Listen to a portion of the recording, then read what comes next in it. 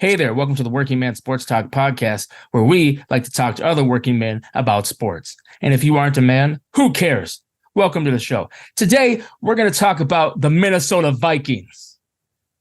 Primetime Kirk Cousins playing against the 49ers. A game I said they would lose.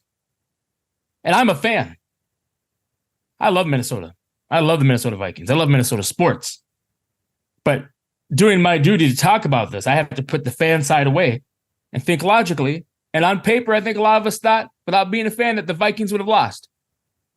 I know I did. John here said that total opposite, and he's a fan, and he said that Addison would even have a breakout game and put the league on notice. If you don't believe me, check out the last podcast. He said that, and I thought he was crazy.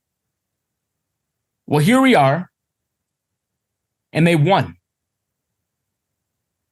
On Monday night, when everybody was doubting Kirk Cousins because he can't play primetime, which his record does speak for itself. But they did it. The whole team, without JJ. And, 49er fans will say, well, we didn't have Debo. I always tell them, well, we didn't have JJ. We didn't. Let's just be real. You had McCaffrey, you had Ayuk. You had Brock Purdy. So, and you have that, and they had that stellar defense. And then here we are, the Minnesota Vikings. I'm expecting them to lose. By the way, the fan side of me did make a $20 bet, and I did win that bet. And they win. Crazy, in a crazy, wildly fashion of just dominance that even made sense, what I just said. I'm just still in shock. But they did it. John, what do you have to say about this? Because you called this. You said this was going to happen. You said Kirk was going to show up. Addison was going to, step into JJ's shoes and put the league on notice that he's going to have a breakout game, which he did. I think only 3 rookies have had a 100-yard catch or 100-yard receiving on Monday. I think it was Randy Moss and Jordan Addison and Justin Jefferson. Yeah, it's one of those type of things where they won by beating the 49ers in their own game. That's exactly how they won. They took their blueprint and they just turned it against them. Which that is creating turnovers and time of possession. How much time did we have on that? As far as position that ball? The Minnesota Vikings had 34 minutes and 56 seconds. And what'd they have? 49ers had 25 minutes and 4 seconds.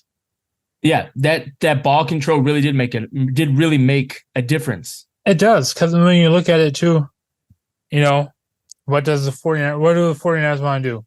They want to create turnovers and run the football on McCaffrey. And they throw some trickery in there. Yeah, they do. But that's their main thing. Run the ball on McCaffrey, create turnovers on defense. And play a mistake-free football, because I got to give Brock Purdy props.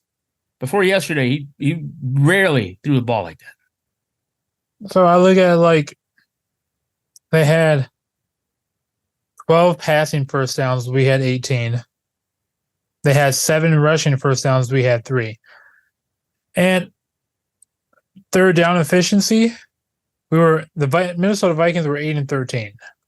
8 for 13, and they were 5 for 9. And, you just look at the breakdown there of that.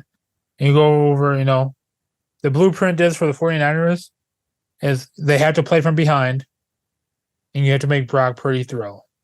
And not saying he's a bad quarterback or anything like that. But if you can make Brock... I don't think he's bad. I think if you make any quarterback force throws, bad things will happen. I mean, look at Kirk Cousins. This man's been throwing... The Minnesota Vikings don't have a rushing touchdown so far this year. And that's scary. It is. It's all passing. Passing or defense. That's scary.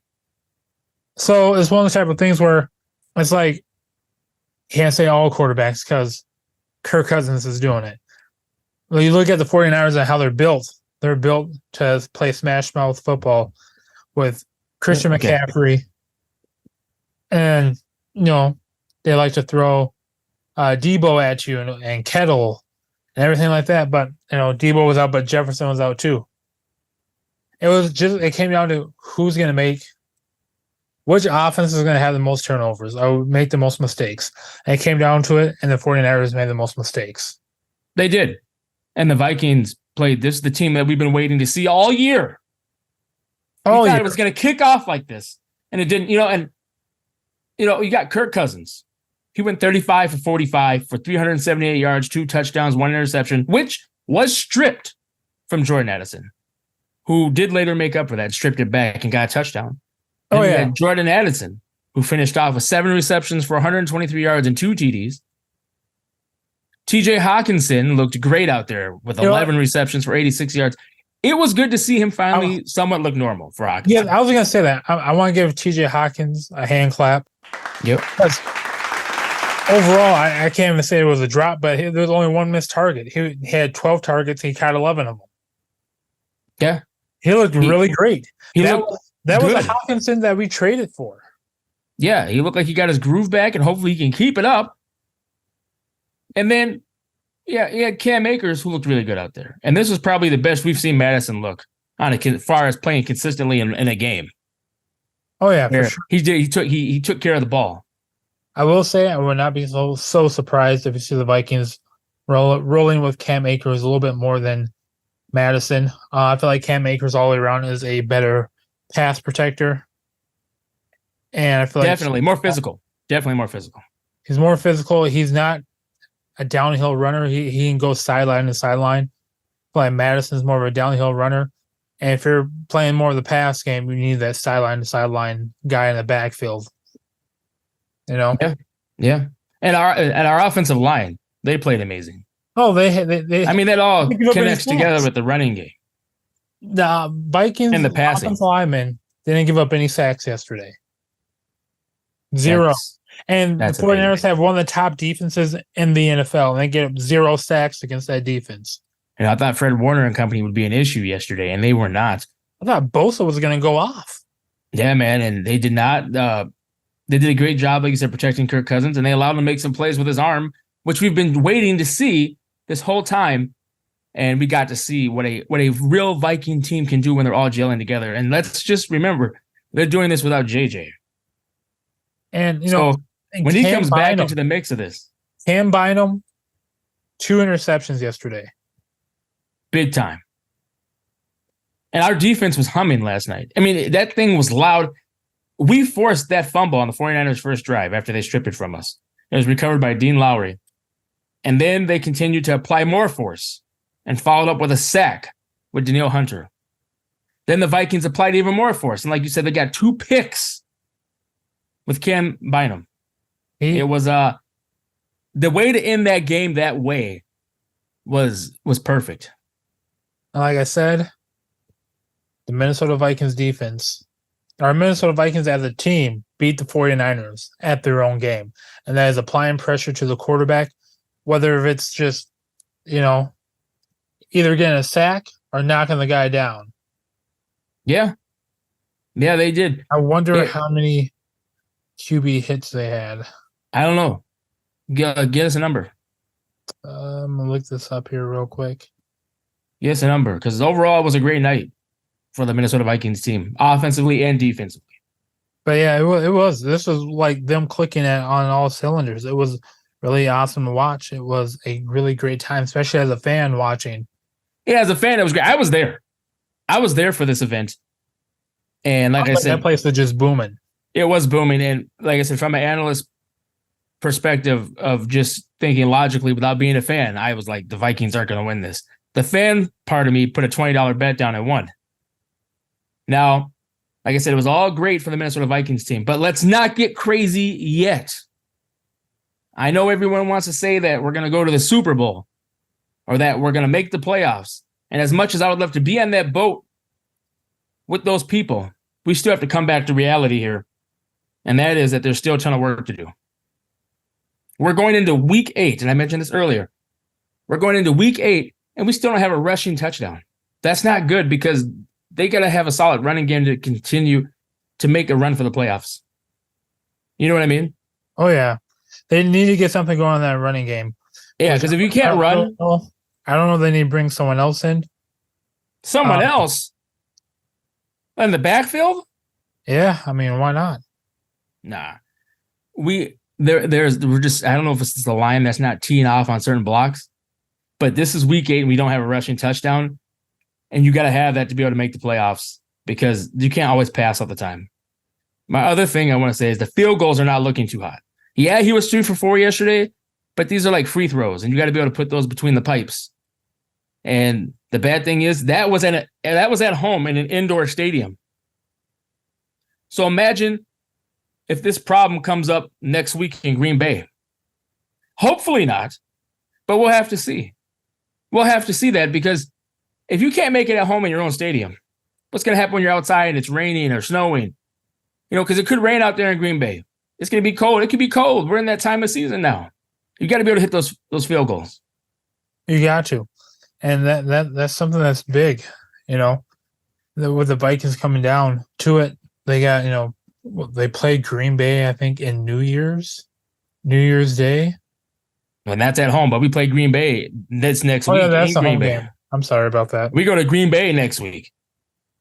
So, did you find out how many times he was hit? I have not yet.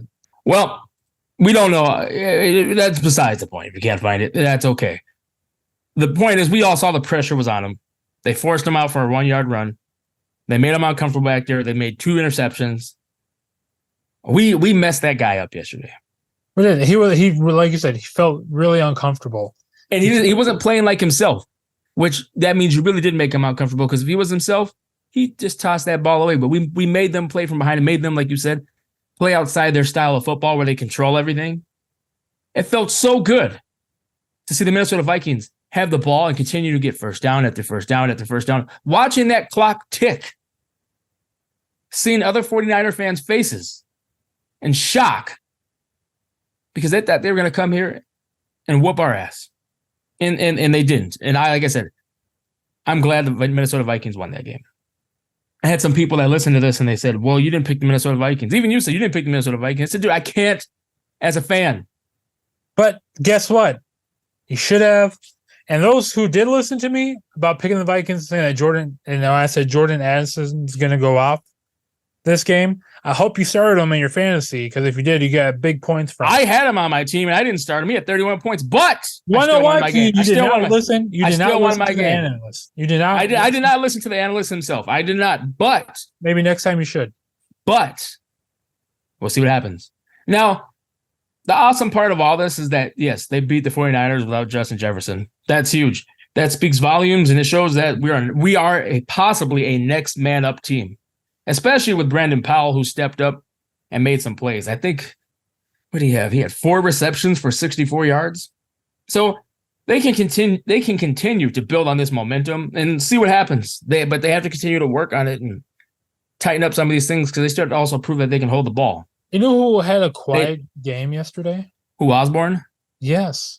Yeah. Who do you have? 5 catches for like 80 yards or something like that? Yeah, 5 catches for 47 yards. I mean, 47 yards.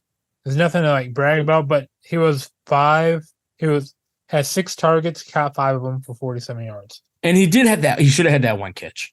Yeah, he should have been 6 for 6. So, but yeah, they still got to work on holding the ball. They got to work on kicking the field goals. They got to get the rushing down pat. I think we had like 60. How many yards do we have rushing yesterday? Was it like 60 or something like that? Yeah, 74 yards rushing. Yeah, that's not good. So we have a lot of work to do. But like I said, hopefully we can build out this momentum. Next week we go to Green Bay to play in Lambeau, and I think that will be a good game. And I guess we'll just have to get ready for the next game. That's all I have to say about this. John, do you got anything else you want to say? That's all I have. Leave comment, subscribe to our channel. We want to hear from you guys. We want to hear feedback. Yeah, exactly. Of what you guys like, what you guys don't like, but you guys gotta leave a comment on the video to let us know. Yeah, leave a comment so we know can do better and see what else we can throw at you guys. Yeah, so that makes sense to me. So if you got nothing else to say, I got nothing else to say. Then I want to thank you guys for listening to the Working Man Sports Talk podcast. We'll be back soon.